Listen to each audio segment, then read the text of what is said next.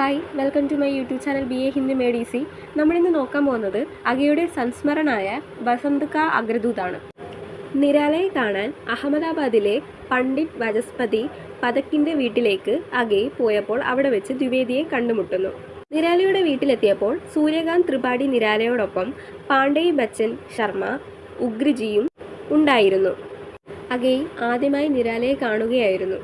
പൊതുമര്യാദകളെക്കുറിച്ചും നിരാലജി സംസാരിച്ചു കൊണ്ടിരുന്നു. കുറച്ചു കഴിഞ്ഞ് അഗയ് പോകാൻ എഴുന്നേറ്റപ്പോൾ അടുത്ത തവണ അഗയുടെ രചനയെപ്പറ്റി കേൾക്കാമെന്ന് നിരാല പറഞ്ഞു. അഗയുടെ മനസ്സിൽ നിരാലയുടെ തുളസീദാസ് എന്ന കവിതാ സമാഹാരം വായിച്ചതിന് ശേഷം വികാരങ്ങൾ നിറഞ്ഞൊഴുകി. ജൂഹി കി കലി, റാം കി ശക്തിപൂജ തുടങ്ങിയ കൃതികൾ വായിച്ചതിന് ശേഷം തുളസീദാസ് വായിച്ചപ്പോൾ ഒരു സാംസ്കാരിക ബോധം സൃഷ്ടിപരമായ രീതിയിൽ ഉയർന്നു വന്നതായി അദ്ദേഹത്തിന് തോന്നി. 1936 ആദ്യമായി അഗയ് നിരാലയെ കണ്ടുമുട്ടി. 1951 രണ്ടാമത് നിരാലയെ കാണാൻ അവസരം കിട്ടി. അന്ന് നിരാലാജി ദാരാഗഞ്ചിലായിരുന്നു താമസിച്ചിരുന്നത്.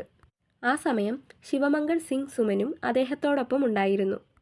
സുമൻജി ഇടയ്ക്കിടെ നിരാലയോട് ചോദ്യങ്ങൾ ചോദിച്ചുകൊണ്ടിരുന്നു. അപ്പോൾ നിരാലാജി മനസ്സോടെ പറഞ്ഞു, ആരാണ് നിരാല? നിരാല മരിച്ചു. പിന്നീട് അദ്ദേഹം അഗയോട് പറഞ്ഞു, നിങ്ങൾ എഴുതിയത് ഞാൻ വായിച്ചു. നിരാലയ്ക്ക് സംഗീതത്തിൻ്റെ സ്വരമാണ് പ്രധാനം. നിരാലാജിയുടെ സംവേദനക്ഷമതയുടെ സ്വരത്തിന് വളരെ ദൂരമുണ്ടായിരുന്നു. അർച്ചന എന്ന പുതിയ കൃതി അഗയ്ക്ക് സമ്മാനിച്ചതിന് ശേഷം നിരാല പറഞ്ഞു, നിരാല മരിച്ചു, ഞാൻ നിരാലയല്ല. അഗയ്ക്കും സുമനും ആഹാരം നൽകി നിരാല സന്തോഷത്തോടെ അവരോട് വിട പറഞ്ഞു. 1938 അദ്ദേഹത്തിന് തുളസീദാസ് എന്ന കൃതി പ്രസിദ്ധീകരിച്ചു. ഹിന്ദി സാഹിത്യ പരിഷത്തിൻ്റെ ചടങ്ങിലേക്ക് ക്ഷണിച്ചപ്പോൾ അദ്ദേഹം അത് സന്തോഷത്തോടെ സ്വീകരിച്ചു. പരിഷത്തിൻ്റെ അധ്യക്ഷയായിരുന്ന ഹോമവതി ദേവിയുടെ വസതിയിൽ താമസിച്ച അദ്ദേഹം അത്താഴത്തിന് ശേഷം അഗയുടെ വീട്ടിലെത്തി.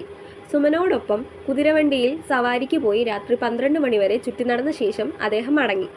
മേം ഹി വസന്ത് കാ അഗ്രദൂത് എന്ന് പറഞ്ഞ് നിരാല എല്ലാവരെയും അത്ഭുതപ്പെടുത്തിക്കൊണ്ടിരുന്നു. വാസ്തവത്തിൽ ഹിന്ദി കവിതയുടെ അഗ്രദൂത് അദ്ദേഹമാണ്.